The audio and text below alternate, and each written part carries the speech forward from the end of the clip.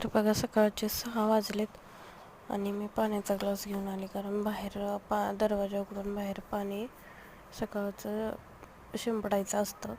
ह्याचं काहीतरी आपल्या पूर्वजांशी निगडीत काहीतरी माहिती आहे, मी तुम्हाला नंतर सांगेनच. तर सकाळ सकाळ गडबड असते कामाची. तर उठल्या उठल्या आपल्या आईचं दर्शन होतं. तिच्याकडं बघितलं ना, कामाचं सगळं थकवा जातं. हे आबी उठून बसलाय बघा. मी उठले की हा उठून बसतो.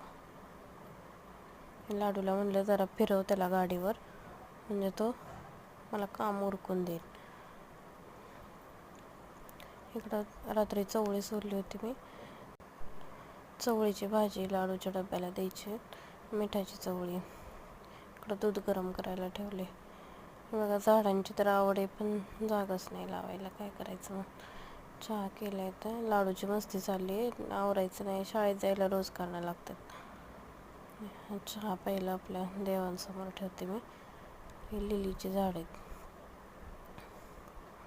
तर आता ह्या शहाण्याने काय, मी शाळेच्या बॅगमध्ये एक ड्रेस एक्स्ट्रा मागतात ना, मग मी ड्रेस दिला तर ह्याने टॉवेल पण ठेवला आहे त्याच्यामध्ये. म्हणलं मम्मा शाळेत टॉवेल पण लागतो. तर पॅन्ट नाही घातली तर चाललाय बॅग अडकून. रात्रीपासून बॅग आज चालू झाली तर रात्रीपासून बॅग अडकून बसलाय. इकडं चपात्या करत होते.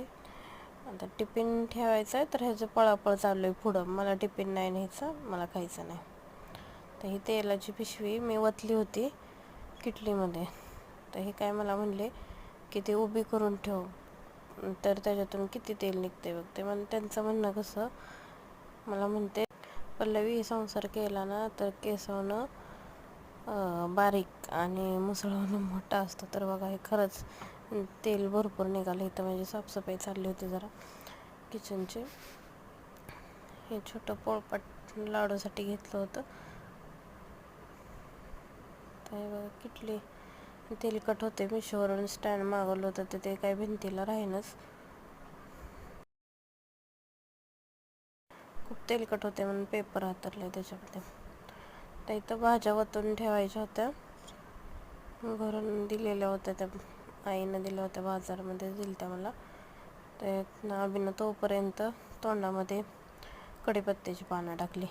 तर त्याला झोपवले आता आंघोळ घालून, आणि नंतरनंच करावं भाज्यांचं काम. तर दुसरा पार्ट येईल तुम्हाला पुढच्या ब्लॉगमध्ये.